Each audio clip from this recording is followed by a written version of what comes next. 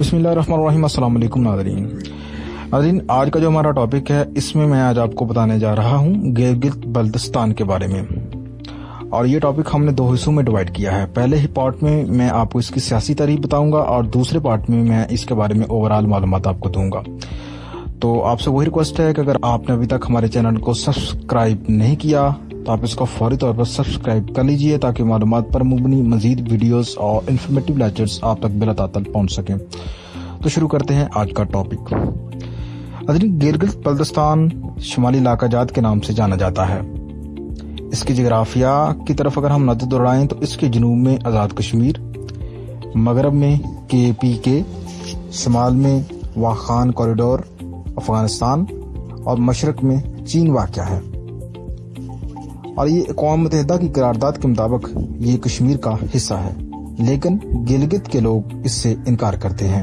اس کی short history جو ہے اس کی طرف بڑھتے ہیں۔ اس کی شارٹ ہسٹری کچھ اس طرح سے ہے کہ یہاں پر 7ویں صدی سے لے کر 19ویں صدی تک مختلف خاندان جو ہے انہوں نے یہاں پر حکومت کی ہے، جن میں جو نمایاں خاندان ہیں ان میں مغلوٹ، عیاشو، ترا خان شامل ہیں۔ 1840 میں مہاراجہ غلاب سنگھ ڈوگرا نے جو ہے اس ٹیریٹوری کو، اس علاقے کے اوپر وہ قبضہ کرتے ہیں۔ 1935 کو انگریزوں نے اس علاقے کو لیز پر لے لیا، ڈوگروں سے انتظامی اکائی قرار دے دیا اور کرنل ڈیورنٹ کو اپنا پولیٹیکل ایجنٹ مقرر کر دیا۔ برصغیر کی تقسیم کے وقت اس علاقے کو مہاراجہ جموں کشمیر کو واپس کر گئے۔ جموں کشمیر اسمبلی کے انتخابات باقاعدگی کے ساتھ منعقد ہو رہے تھے۔ گلگت سے 5 نمائندوں کی جموں کشمیر اسمبلی میں نمائندگی تھی۔ لوگوں نے نومبر 1948 کو بغاوت کر دی اور مہاراجہ کے خلاف بہت بڑے پیمانے پر جنگ آزادی شروع کر دی گئی، اور آخرکار مہاراجہ کو لوگوں کی اس ولولہ انگیز تاریخ کے آگے ہتھیار ڈالنا پڑے، اور مہاراجہ کے جو اس وقت کے بریگیڈیئر تھے وادی گلگت کے، ان کا نام تھا گندسارا، ان کو گرفتار کر کے شاہ رائس خان کو نیا گورنر جو ہے بنا دیا گیا۔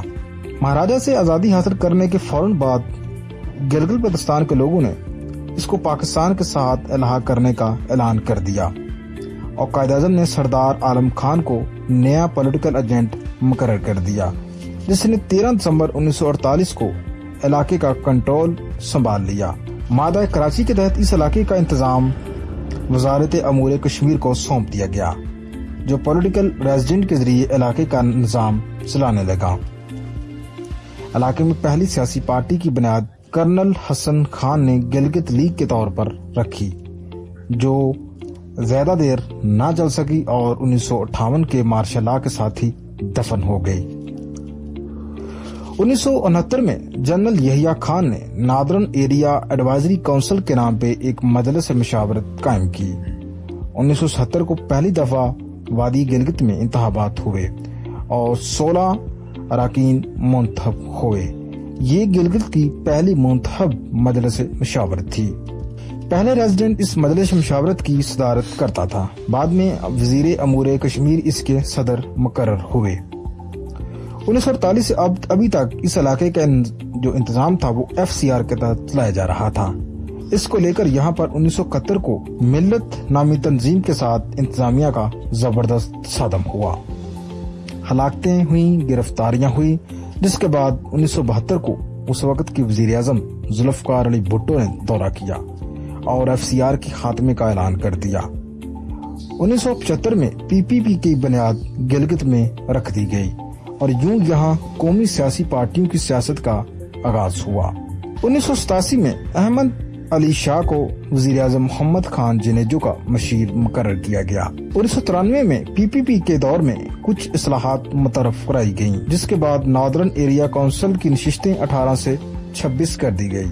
5ویں صوبے کا سٹیٹس سابق صدر آصف علی زرداری کے دور میں ایک صدارتی آرڈیننس سیلف گورننگ 2009 کے نام سے جاری ہوا، جس کے بعد اس کو اپنی وزارت اعلیٰ ملی اور ایک کونسل جو کہ ایڈوائزری کونسل تھی اس کو قانون ساز اسمبلی کا درجہ دے دیا گیا۔ کونسل کے صدر وزیر اعظم پاکستان، جبکہ نائب صدر گورنر گلگت بلتستان ہیں۔ صوبائی اسمبلی میں ٹوٹل 33 سیٹیں ہیں، جن میں 24 جنرل ہیں، 6 خواتین کے لیے مخصوص ہیں اور 3 ٹیکنوکریٹس کی ہیں۔ اب آپ سوچ رہے ہوں گے کہ گلگت پاکستان کے ساتھ الحاق کی پکار تو لگا رہا ہے، لیکن پاکستان اس کو اپنے ساتھ الحاق کیوں نہیں کر رہا؟